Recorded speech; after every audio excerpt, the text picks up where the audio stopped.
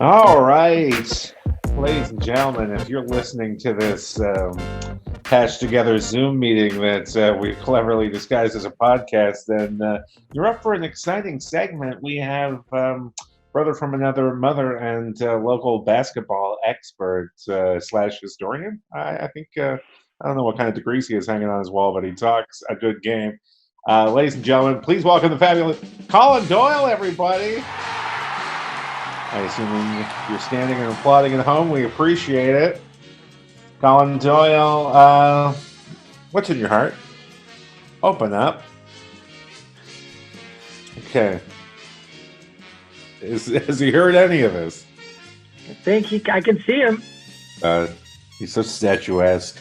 No, I'm doing, guys. I'm literally doing 5 things at once. I'm a dum-dum. How are you? Thank you for making us number 5 on the list, Colin Doyle. We appreciate it. Hey, top five. I was just giving you quite a flattering introduction, actually. I'm sorry you missed it, but it's great that you're here now. Oh, shit, we're live. Oh, man, that's embarrassing. Yeah, I'm right here. So before we get into the documentary at hand, The Last Dance, now growing up, for a moment, you were in California, right, as a young man? That's correct. What did Michael Jordan mean to you then, as a Lakers fan and a lover of Irvin himself? Yeah, it's funny. That all came to a head last night in episode 4, which I'm sure we'll talk about. When it came down to Magic and Michael, and I was watching with my fiance Catherine Cullen. And I was like, oh, man. And I paused it to see that I was going to spend the next 15 minutes reliving 1991's loss. And my brother, so first of all, my brother was pretended to be a big Jordan fan. He wasn't a basketball fan, but I think he liked Jordan despite me. So the household was very tense. We had moved from Los Angeles not that long ago. So that series meant everything. The fact that the Lakers got Game 1 and lost in double overtime and then feasibly lost 4 in a row after that was hard. But I mean, the guy was amazing. The guy was Michael Jordan was truly amazing. But I love reading about and can talk at length about this idea that and episode 4 captured so beautifully that Magic felt that Michael had to go through him, and Michael felt that he had to go through Magic, and I love that, and it rode itself even into the Dream Team. So even after they beat Magic, and Magic hugged him after the series, like there was a definite love and respect. But in '92, Bird and Magic were the first ones to say yes to the Dream Team, even though Michael was asked first. Then Michael said yes once they said yes. And then apparently for a lot of the practices, it was Magic versus Michael. Those are the captains every time.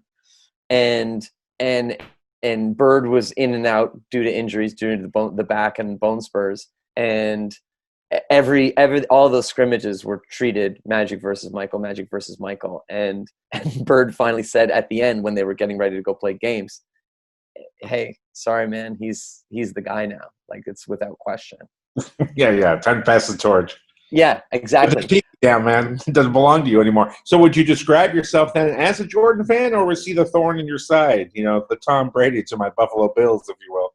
Great, but I still hate him with every fabric of my being. No, I never. No, I mean, for me, that was Celtics and Bird. Like, you're awesome, but I can't stand you. And I even watching the Detroit Pistons, that was like there needed to be a trigger warning for me before that happened, just because of the style of play. I mean, they perfected that against the Lakers and Magic and Isaiah kissing, but then going at each other. And my favorite.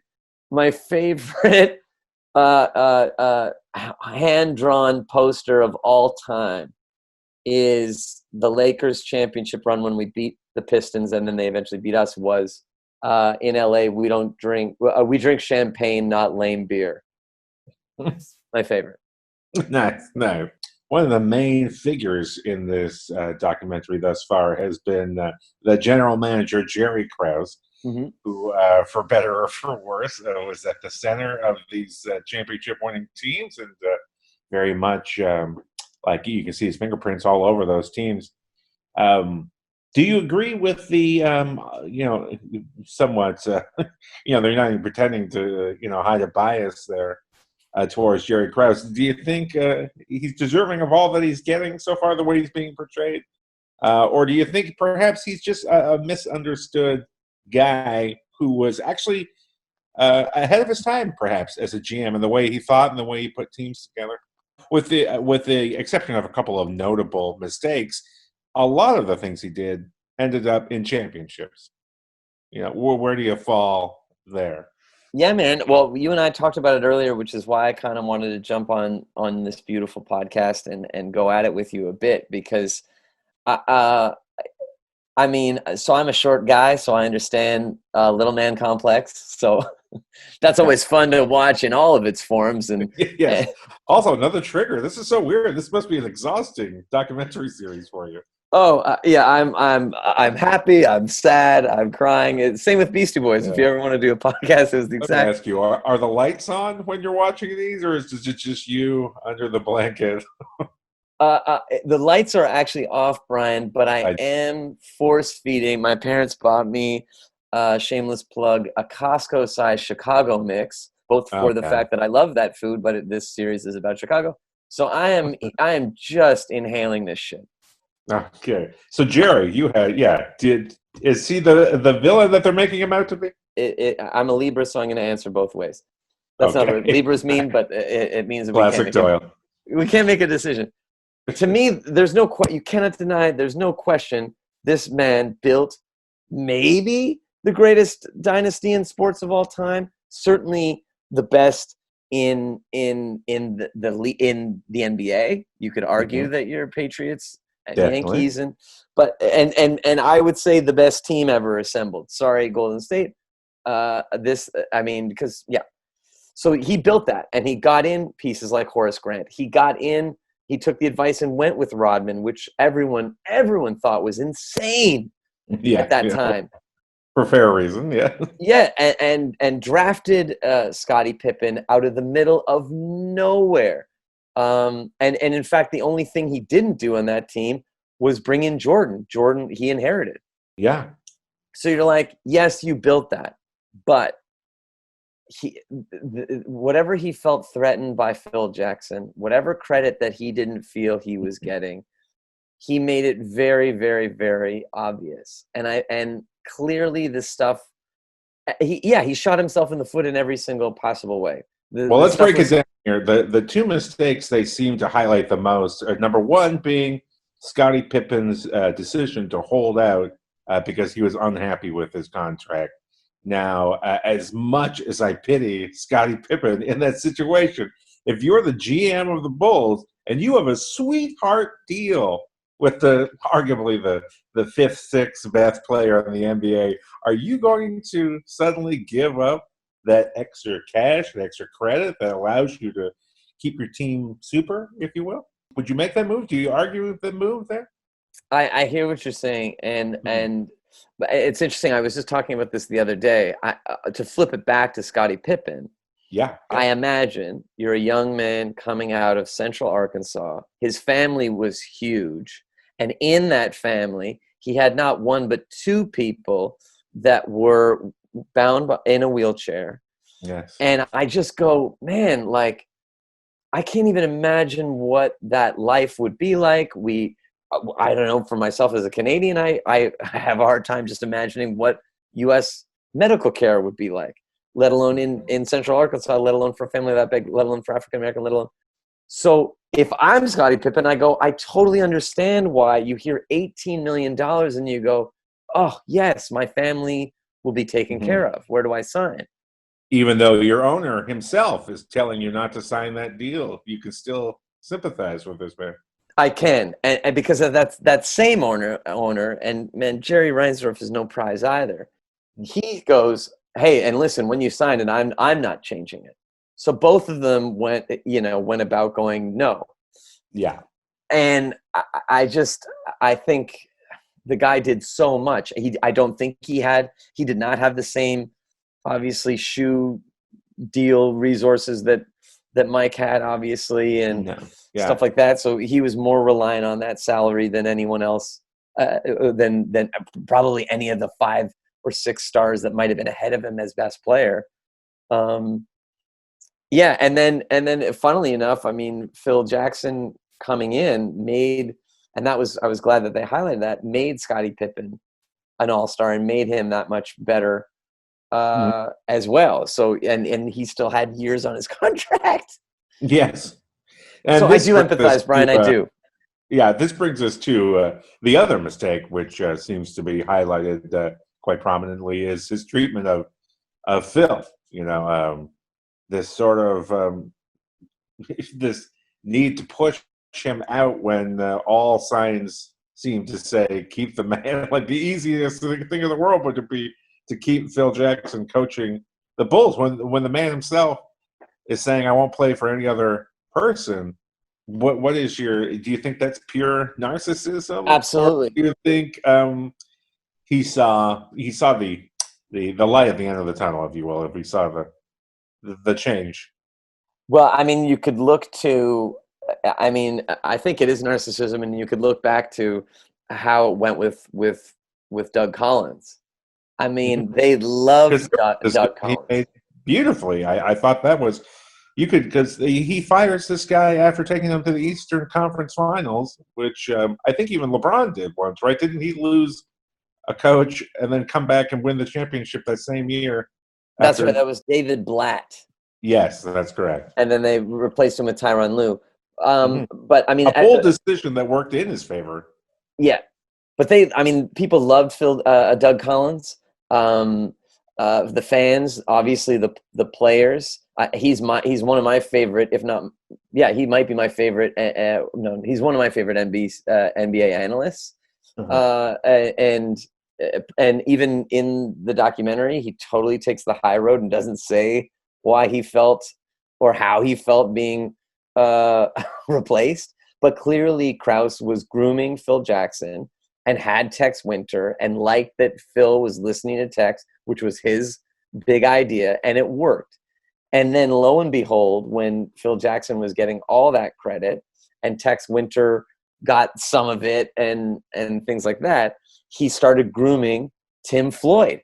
So it wasn't money. It was him going, this is my stamp. And everyone was going, oh, Phil Jackson's a Zen master, winning his coach. And it was Jerry Krause that was like, oh no, he listened to Tex Winter. I put Tex there. I put Phil there. What about me? Like, his daughter got married and he didn't invite Phil Jackson. He invited everybody else. I mean, this dude poisoned the well. The contentiousness of the relationship there, that he seems to, I mean, even the way Jordan, like very early in the episodes there, 1 and 2, you see it, like there was a clear distaste for Jerry Krause that can be felt throughout the organization. It shocks me a little bit that this is a team that did so well with that kind of unrest, at the top levels of the organization. That's what kind of makes me wonder how much of this is one side of the opinion. Like you said, the man himself is dead and not able to defend himself. But I find his position very interesting, at the very least polarizing. Well, and Jordan's company is producing with Netflix and ESPN this documentary.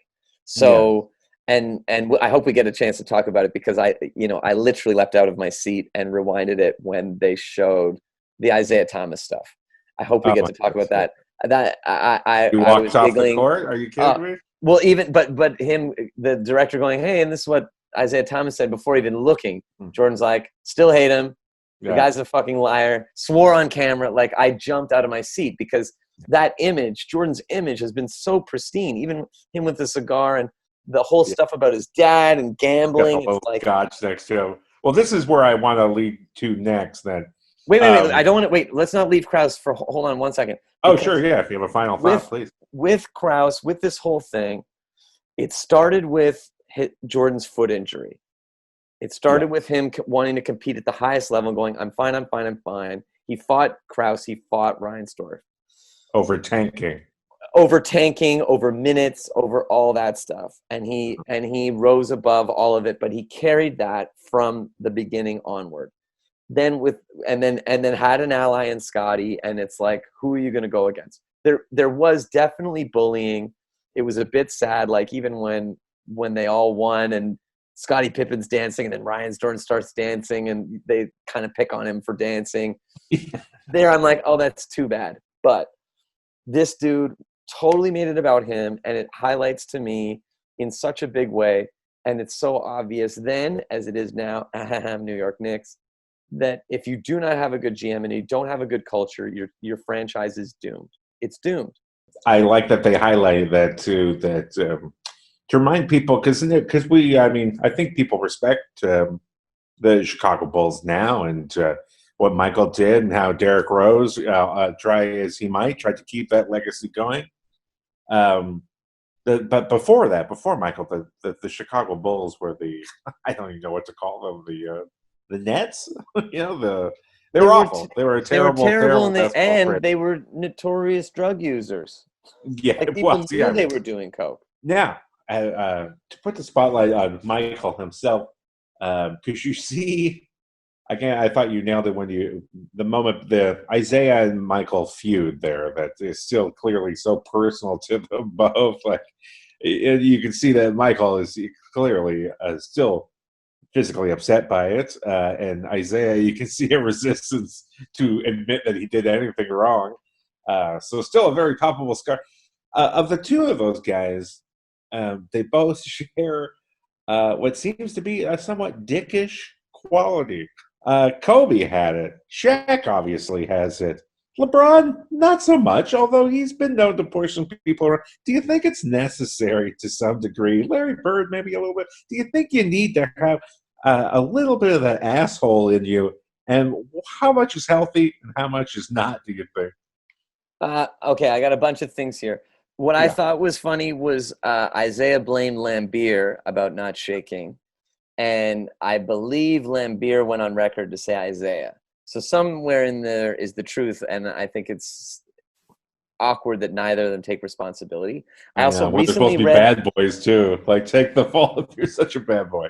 I also read that not everyone didn't shake. I think Vinnie Johnson, Joe Dumars, and perhaps even John Sally stayed on the court to shake. So it was definitely Isaiah, Lambeer, and Rodman who walked off, which is also kind of interesting that both the media neglected to mention that, but yet that was the truth. And yeah, I mean, Jordan hugged everybody after getting pulverized by those fucking brutes, and said the better team won. So, I understand what Isaiah was pitching about Bird never doing that, and it's like, yeah, that wasn't cool. Bird, by the way, was a notorious trash talker. Him and Reggie Miller are to this day considered the worst in the history of the NBA. To the point where Bird played left-handed and was like, "I'm better than all of you left-handed," which is an awesome read. But do you have to? I don't know, man. It's interesting, and it's definitely something that the guys, the older guys, argue that the younger guys don't do. The fact that they colluded to make a super team that everyone hangs out afterward. They didn't do this, and even if they did, if Barkley and Jordan are playing golf during the Phoenix Suns championship, which no one knows is true, people then, like Pat Riley, used that shit and said, Charles Oakley, I know you're best friends with Michael. You are not hanging out with him. He's just going to sing your praises and then torch you on the court, and all of it is calculated. Whether or not it's true, I don't know, but I think that's awesome. I don't know. No, Kobe, I think, went about it very. Kobe was really, really hard on players. So was Jordan, and I think that might come out a bit more as we go down the road. Maybe not, but it might. Well, I feel like they touched on it in the last episode there that he realized at the beginning of the '97 season that they weren't playing to their capabilities, and he really started laying into them. Yeah. And I know it's interesting. One of my favorite things that left me pause is like I've always loved Magic Johnson because not only so gregarious, so happy to play the game, and always wanting to make his teammates look better. Same with Steve Nash. Mm-hmm.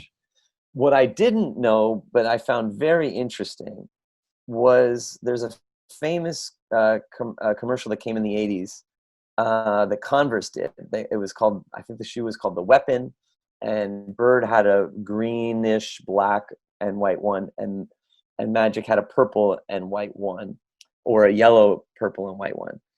And they shot it in French Lick, Indiana. Mm-hmm. And Magic came in a limousine and got out of the car. And this was like after they played each other in the finals. Yeah. And met Bird's mother, and was so charming and so lovely. And Larry Bird was like, "Who is this guy? I love this guy." And he was Irvin, as the story goes. And then when the camera started, he became Magic. And Yeah, Larry sure. Bird hated Magic. But he loved Irvin, and it was such a surprise that to so many people that when Magic contracted HIV, after talking, I think, to his family, his agent, that Larry was the first person he called. But they had developed this deep relationship because of this Irvin person meeting his family and being quite charming and playing on his court in French Lick, Indiana. The Clark Kent to his Superman, if you will. Totally. Well, I mean, So I think there is a lot of these guys value. have personality, I think, on the court than they do off the court. I mean, like, just to look at Larry Bird alone, you'd think he's the sleepiest, doughiest looking guy in the world. If you ever watch his highlight reel on YouTube, he looks like a killer, like a madman. Totally. He looks like a psycho with that hair flowing in the breeze. Well, and it's funny that you mentioned about Shaq being a bit challenging, but I mean that was his Kobe and Shaq's friction. Yeah. Was that Kobe was like, "Dude, why don't you take this stuff seriously?" And he's like, "Well, it's practice. It's this, it's that. I've got all these other things going on." And even Phil Jackson pushed Shaq to say, "You got to, stop rapping and selling sneakers. We need you." And when he went, but his argument was, "Look, man, when I step on the court, I'm going to own your asses." And he was lethal, Shaquille O'Neal. Yeah, I mean, that was more, I think, just physical domination. I think what my call different is that he was just competing at a higher level. He wasn't physically bigger. I mean, we've now gotten to episodes 3 and 4 where he starts lifting weights and he's working with that trainer who became super famous, Tim. I blanked on his name, but has written books and all that stuff about training. I said to Catherine, who's new to all of this stuff, yes, Tim Grover. Well done, Matt. And he has it, and it's already sticky noted and everything. How do I keep this thin and be that tone? But I said to Catherine, I was like, we're watching these flashbacks to the 91, and I said to her, I'm like, he isn't even going to hit peak Jordan for another 3 or 4 years, honey. Like, this is just beginning. Yeah, this is just him getting his feet wet, learning how to be a pro. Because I found that interesting too. They're talking about when they brought in the triangle, when they brought in the new system. How many years is that between Jordan's start and Jordan becoming an all-around player? Would you say? So that would be In your so he was opinion. drafted in 84, Mm-hmm. and the triangle and all that stuff would have been 90 into 91. And it's funny because they gave so much credit to again Krause's. I mean, not they, but you could look at that lineup with Rodman playing center. So they were doing small ball long before, and Golden State or whatever. This PS Steve Kerr moved that over, as did Popovich. Well, not Popovich, but so they played so much bigger though. But everyone again was like, okay, Phil Jackson's going to go to the Lakers. Triangle's not going to work because you have Shaq in the post. But dude, Shaq it was able to move in and out of stuff and still move within the triangle offense. Yeah. It's been something to behold. Yeah, this sort of crowning. Had Jerry Krause, because I have it here that there was a rumor that he almost got Tracy McGrady for Scottie Pippen. A deal never went through when Scottie was holding out. In your world, who would you have wanted for Scottie Pippen? do you think there's somebody that could have made the team better? If you refused, if you had to ship him out, who would you have wanted back for him? They wanted. That's what I always find. I mean, again, when we were talking about Pippen and Krause and who deserves what, I mean, they traded up for him. No one kind of knew who this guy was. They traded the Sonics for him, and then for the longest time, he was constantly being talked about being dealt. And that was Krause's way of saying, stop asking me for more money or I'll put you in a position where you're worse off. Yeah. It's a value situation, I guess. Then.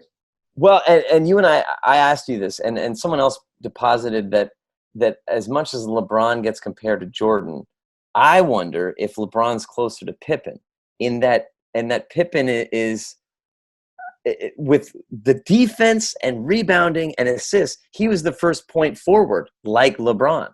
In a world where Jordan didn't exist, where do you think Scottie Pippen would have finished on the list of all-time greats? If he had that chance to be the main stud the whole time, you could argue it may have made him greater than he was with Jordan.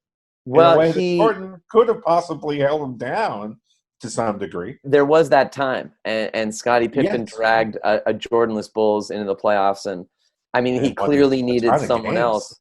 But the fact that he's a top 50 player of all time, maybe 25, like Pippen was amazing. And I think I'm of the mind that he was even more amazing because he could defer to Jordan. And that Jordan realized that, and Jordan, the first thing he did in the documentary, the first thing he did in his Hall of Fame speech was like, I'm not here without Scottie Pippen. First thing out of his mouth. Yeah, I think he was smart enough to realize what he had. I can't remember who it was, but somebody refers to Scottie Pippen as the greatest number 2 in the history of the NBA. Do you think that's true? I mean, considering those great championship teams, everybody had a number 2. I mean, Irvin had his, Larry Bird has his. Is he the greatest? Well, it would be interesting to discuss like what the definition of number 2 is. So, if Magic was number 1, so then I guess Kareem is number 2. And exactly. Then you're this looking is my at point. Whoever would be second billing in the movie. Yeah. Yeah. Like maybe, not necessarily a position. I think so, man. Who's that? You think he's still better? You take him over Kareem? I would. And you know what it boils down to? It boils down to the defense. I would say, too, that Jordan and Pippen are the best 2 defensive players on the same team ever. And certainly the best wing defenders of all time. Yeah, it's a difficult thing to put that in perspective just because of the way the game has, changed over the years. The way the Wilt Chamberlain played it was different than the way that Kareem played it. It was different than the way Jordan played it. Different than the way LeBron is playing it. You know what I mean? The game just keeps moving outward, it seems. Okay, here's another fun one for you. Is that the fire in Michael Jordan's eyes I'm seeing, or is he just always constantly fresh from taking a hit from the crack pipe? How do you explain what's going on with that man's eyeballs? I mean, has he always been like that? I don't know. I've been thinking about it. I don't know. It really pulls me out of the documentary at times. Just thinking, is this guy on the crack? I don't. Well, that I would say no. Like that without hard drugs. I wonder if just the fact that his body was so clean, any kind of consumption of alcohol or I mean, he's a big cigar guy, but no, I've noticed it too. I was like, are you okay? I just noticed today in episode 4, though, I probably should have noticed earlier that there's a glass of scotch sitting next to him in most of those interviews when he's in like the big white room of his mansion there, and often a cigar in his hands. So I suppose it's possible he could have just choked on a fine Cuban cigar, since he seems to constantly have one in his hands. Okay, moving along then. What surprises do you expect to see in the upcoming episodes? We got 6 more.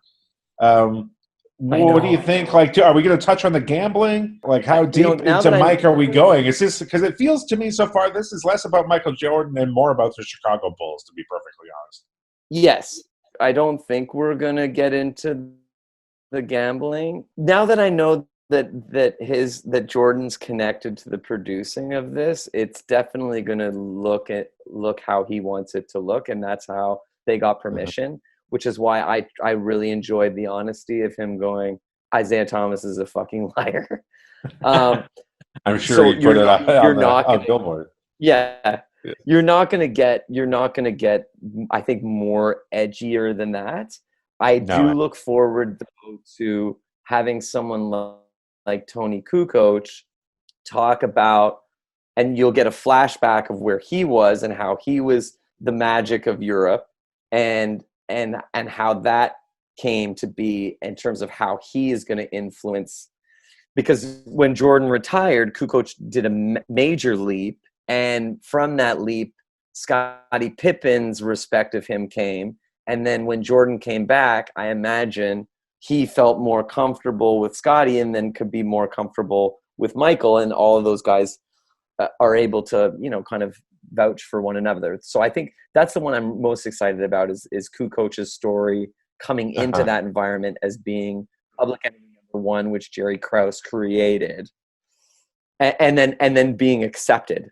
But because P.S., Brian, it's got to be that Kukoc was probably most definitely getting paid more than Scottie Pippen. Going back to your original question. Right?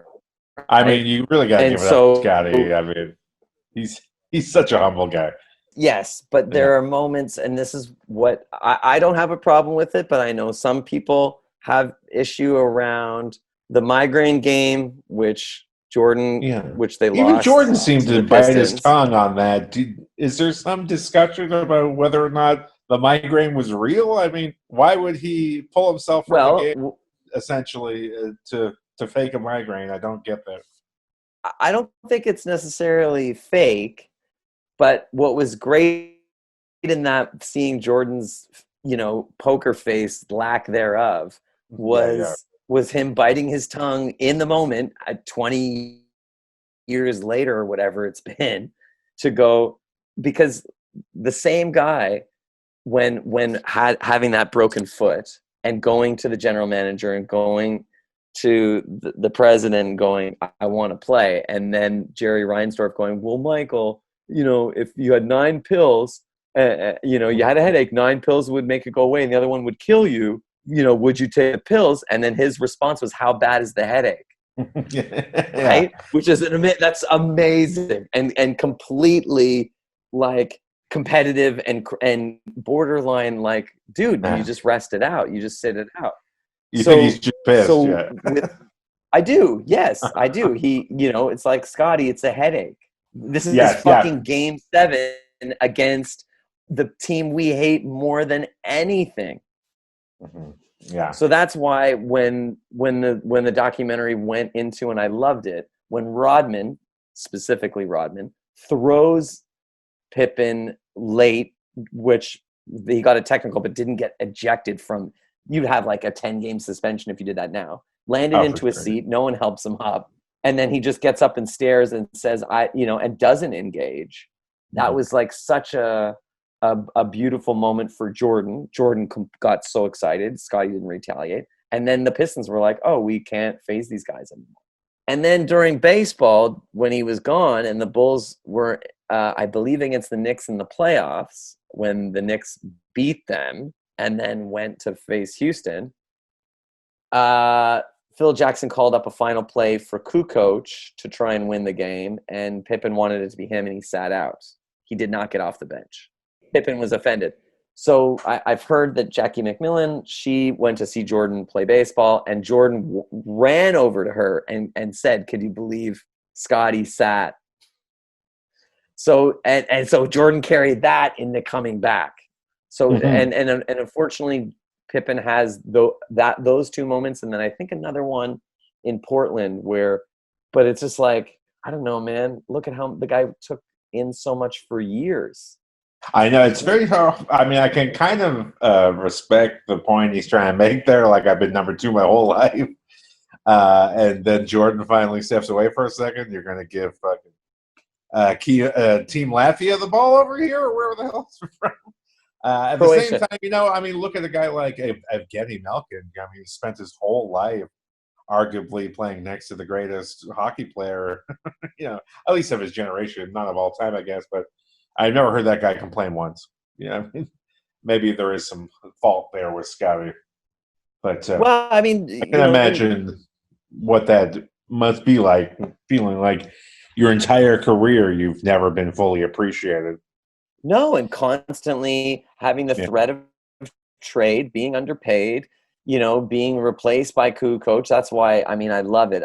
They will show it. They will, when we get the Kukoc episode, they will talk about the Doberman defense in the gold medal game that both Scotty and Jordan were like. They said to Chuck Daly, like, look, this is the guy. Krause wants this guy. Jordan's going to defend him. And then when Jordan's done, I'm coming in to replace Mike, and I've got him. And they ate him alive. Mm-hmm. It was awesome. But yeah, man, I mean, so I feel for it. And I think my appreciation for Scottie Pippen was always present. But now I think even more so when you get into the numbers. And like I said to Catherine, I was like, Fred VanVleet's going to get $20 million a season. Mm-hmm. And Scottie Pippen made $18 million for 6 years. Yeah, he's a top 50 of all time. Yeah, he reminds me of Batista in a weird way, that he never found a way to fully cash in despite all that talent. The timing was just off for him. Okay, then. You're not really expecting to learn anything about Michael Jordan here that you didn't already know in the next 6 episodes. I would be surprised. I mean, I would love in quotations, to know more about. I mean, I think they're alluding to the retirement stuff. And I mean, it was about his dad. It was about his dad and him in baseball and him wanting to try it. You mentioned, and I wondered, I mean, I don't think so though. Like the fact that he went to the White Sox and Krause used to be a scout for the White Sox. Is there anything connected there? But I don't think Krause would have wanted to help Jordan. Well, I mean, yeah. I mean, I'm sure the Cubs would have gladly taken him too.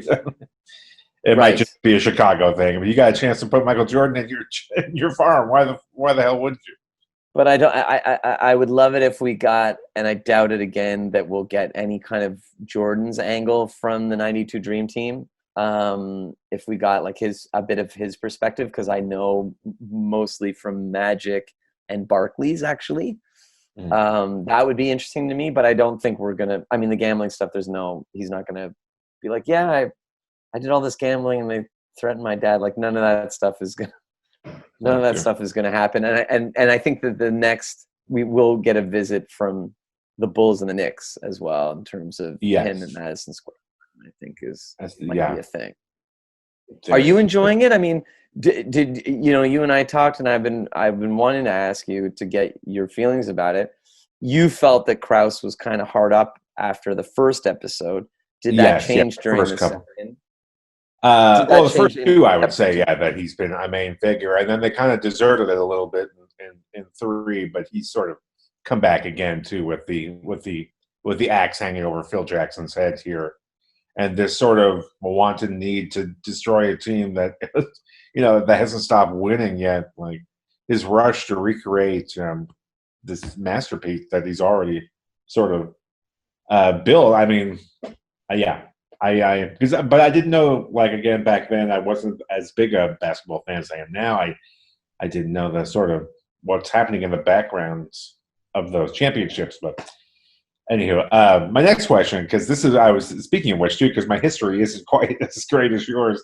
I think episode 3 they highlight the great series with the Cavs where he hits the last second 3 and that ever so infamous shot of him jumping in the air and pumping his fist.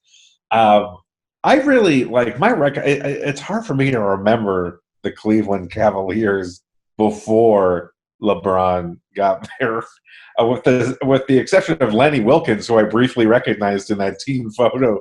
Who the hell was on that Cleveland Cavaliers that gave the Bulls so many problems? I didn't recognize a fucking face, I don't think. Yeah, man. So Cleveland was very good. They had Brad Doherty, who was kind of I would describe him as like a very poor man's Tim Duncan, but he was an all-star. Okay. Then they had Mark Price, who would be Price, I remember. Okay. To kind of a Steve Nash with like Mark Price was amazing. Then they had this dude, Hot Rod Williams, who would have been kind of like a Horace Grant type.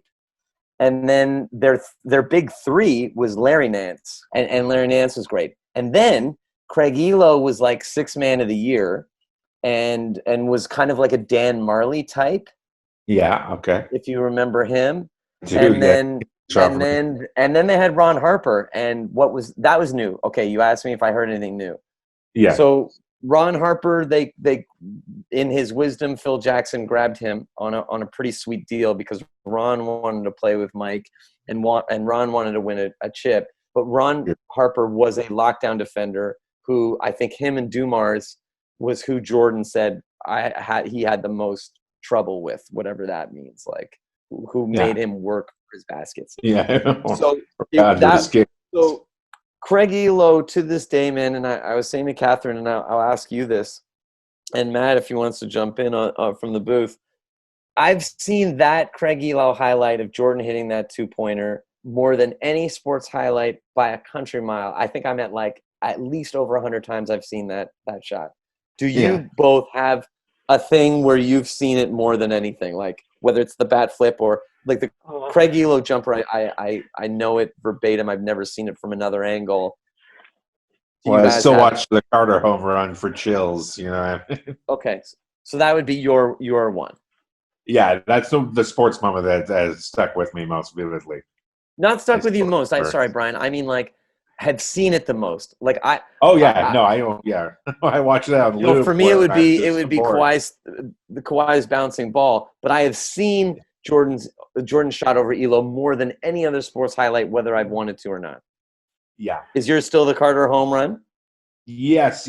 Although when you mentioned the Kawhi shot, it has, after that game, it's I often like to go to. Well, the reason I always go from that, it's the feeling it brings back. It's the crowd, right? Like, not just like you can almost instantly connect with that energy. Again, like I can go right back to 93, and I can go right back to 2019. I can still feel that static charge that goes through your body when those once, or I guess in this case twice in a lifetime moments happen in sports. Yeah, that's why I love them so. Like when I play that Joe Carter home run over again, I can literally, feel my parents' carpet in the basement underneath me. I can still feel my head leaning against the back of the footrest where my dad was sitting. And then just what about you, Matt? Do you have a highlight? My head didn't hit the ceiling.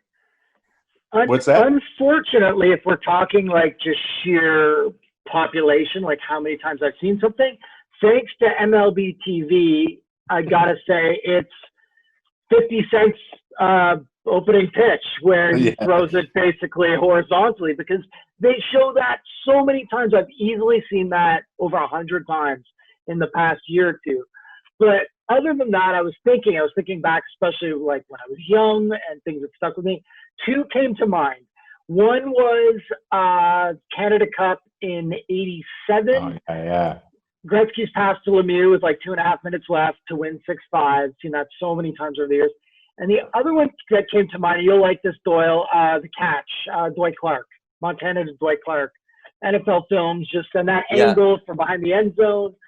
Those two came to mind. But unfortunately, the 50 Cent's incredible opening pitch takes gold. Yeah, man. That was interesting to know that Ron Harper said, "Lenny, let me guard him," and he went with Craig Elo. I was shocked. He looks like good defense there. That's the shame too, because it's like, as much as you can even play defense on MJ at that point, like he's right with him. His hands within a couple inches of the release. What could he have done?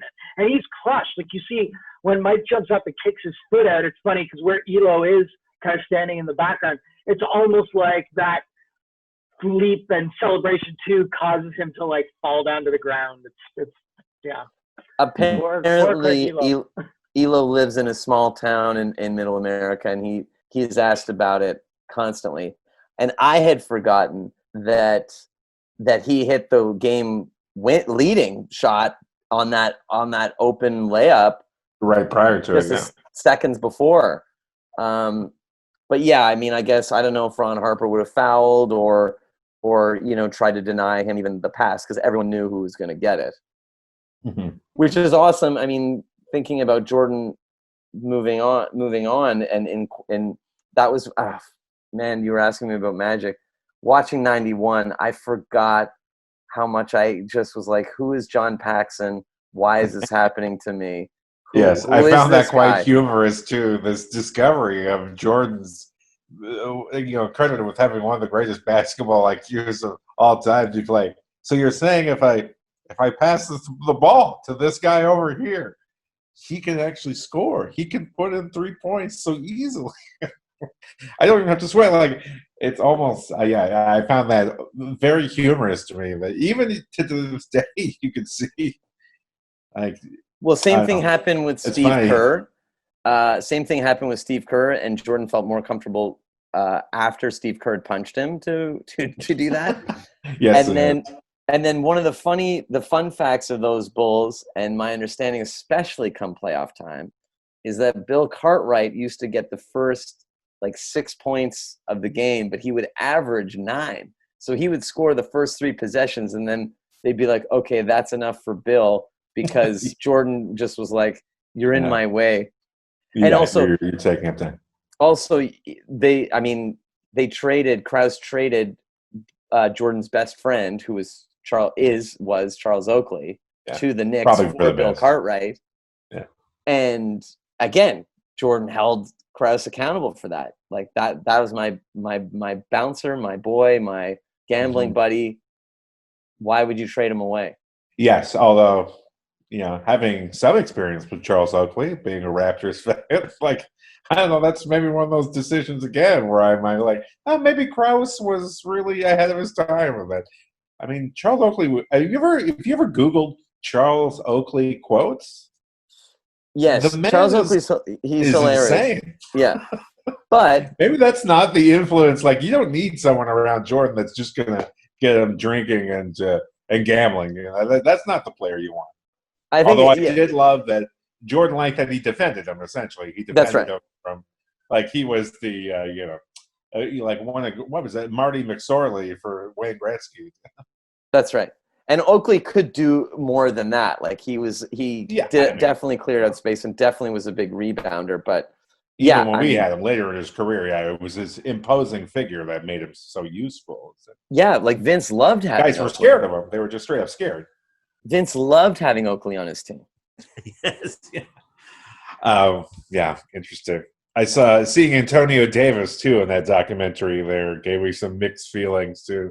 Well, and that'll come soon because, after beating the Pistons and beating the Celtics, the Knicks became a real problem, and then the Pacers, I would say, were the Pacers and the Jazz were, well, and the Suns had their a moment that it could have gone a different way, but the Pacers were, I think, the toughest challenge because you had a trash talker defender like Reggie Miller, and then you had the Davis boys who were big, and then Rick Smits. And I just listened to this great podcast about where they talked about Bird and Smits and a jump ball where Smits lost it to Jordan and they were up by 1 and Smits tapped it forward and Scottie Pippen knew that Smits never tapped it back. If he tapped it back, the Pacers would have won. And Pippen hedged forward knowing that he was going to tip it forward, caught the ball and was able to win the game. And by the time Bird realized he should call timeout and just go, Rick, you have to tap it back, it was too late. But Scottie Pippen and Jordan both knew that Mhm. that he was going to tip it forward. Like that's Definitely. that's Scottie Pippen, man. Just like Well, yeah, out that. in the Yeah. savannah, like just like a cheetah, just ahead of Oh, sure. To keep ahead. that in the back of your mind and be like, oh, I can use that later. Yeah, I'll save that for an important moment. Like that's the kind of thing that separates, great from people who win championships. I mean, there's lots of great players in the NBA. Some of them never won a ring. Charles Barkley being the most famous example. It's those kind of things that just separate you, right? The inches, as I say. Okay, then final question to wrap it up. In your opinion, then, what was Jordan's best year and why? oh man, I don't have my homework. I should have done my homework. I mean, you could argue a bunch of different Mhm. things. I So what mean, award he didn't win? I don't think was there. you know, People, it's gonna get interesting.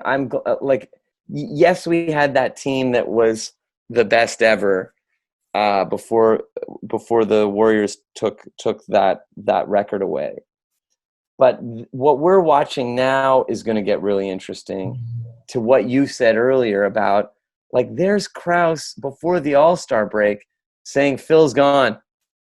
yeah, We've tried to that's trade one of the Pippen. ones I can't defend. I can't defend that move.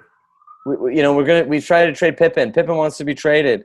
Rodman going, I want to go on a vacation.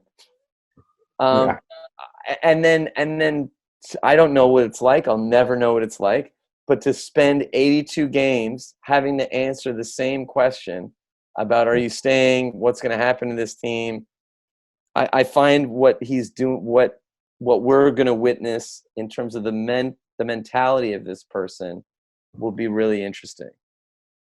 yeah. That doesn't necessarily make him Yeah. the best he's ever played, but No, yeah. I find this journey really, really interesting, especially when The you're the best strength player. of the strength of the whole thing. That's right. Yeah, is impressive. Yeah, when even like I do find that sort of mind-boggling. Um, it's a feature that sports people, they're always trying to get ahead of the story, right? So here they are trying to take the crown away from the Bulls at the end, before they've even had a chance to, barely tear down the float from the parade. They're already dismantling this team, right? The media. From the beginning. I'm talking '97 here, like that they're just trying to tear it all down. That they accidentally extended Michael's championship run, I think, just by doubting them, just by trying to get too far ahead of the story. And I think maybe Krause got caught up in that a little bit, right? Like the Yeah. old Billy Bean, that it's better to trade somebody a year too early than a month too late. But it's interesting too, because never do they talk about money being the problem. No, I can't imagine it would be. Just because I just, again, for the state of the franchise, the way he turned it around, I can't imagine.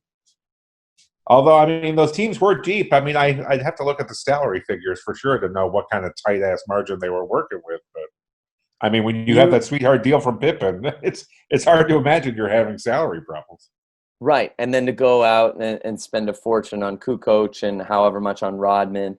I mean, I don't think Jordan was ever asked. I would be curious if he would have gone the Tim Duncan route or the Steve Nash route and taken a pay cut to try and keep a team assembled. I know that I don't think the cap is contingent on a coach, but I don't think Jordan was ever asked, and I wonder if he ever would have taken.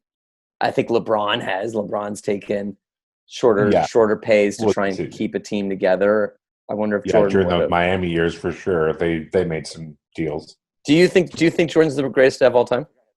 Do you think Jordan's the greatest of all time? I've heard some pretty compelling arguments to say why, like, he's not, and I can give credence to that certainly. But what Jordan holds over, like the player I heard, for example, was Kareem himself, which I thought was interesting when we're talking about number twos. That Kareem, that you could argue is a greater player. Like if you look at his record. I mean, again, Michael kind of hurt his record, with his play in the middle and stuff, and leaving as such. But I think you have to, take a greater measure than just what's, the line, what's on the paper, and stuff like that. Because there's, as much as I love Kareem, I think he was arguably the greatest center of all time.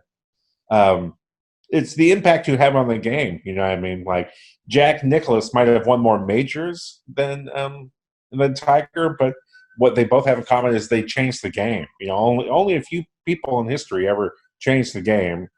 I don't know that Kareem did that in the same sense that Michael did. And I don't just mean like literally the actual physical game, the rules of the game, how it's played, but Michael also set like sort of a standard for how athletes should handle their careers. He showed them how to monetize their assets. When guys like, and maybe he learned from seeing Scotty fucking take it in the ass. Like maybe, I don't know, or maybe it's just his competitive spirit, sort of like Kobe, that if you're going to do anything, you had to do it the best all the time. But like Michael changed the culture of basketball, and he made the NBA what it is today. I know a lot of people too have sort of given that to Magic and Larry too for their rivalry back in the day, sort of set the NBA up for success. But I think you could say they got, like, if this was a relay, they started the race and Michael Jordan brought it home. He was your fourth guy in the relay. I would argue that Dr. J was the first in the relay. First, yeah, sure, yeah. In terms of a superstar league, and it's interesting. So I was surprised to hear you pick Kareem. I mean, I know he's the all-time scorer, and I would argue that he had the most undefendable shot of all time. But he created a shot. He's got a shot. There's an argument for Kareem, certainly. And they did in UCLA. I didn't realize this, but they made it so that they changed the rule that there was no dunking so that he couldn't dunk. That's the greatest compliment a basketball player could be given. It's kind of amazing. Like, I feel like them saying, Jordan, we're not going to play for trophies anymore because you're just taking all the trophies, and it's making all the other players sad. It's true. And they did it for Tiger too. They made courses longer and thinner, so other players would have a chance of beating Tiger Woods. Like, Jordan sort of, in a way, inspired that too. I think so. I love to think about if the league, didn't have if the defense was what it was now. But then they argue that players now would have had an easier time then. I mean, Isaiah Thomas has been chirping a lot of stuff recently that I'm like, I can't even deal with you. Honestly, the more I see of him, the less I like. Do you know what I mean? But he's from Chicago. Like I said, everybody needs some healthy asshole, but Thomas just rubs me the wrong way. He's from Chicago. When he was with us in the franchise, I wasn't too thrilled with the results that he came up with. No, he gave us some credibility in going into the NBA, but that's about it. Yeah. And he's from Chicago. Like, he's an Illinois boy.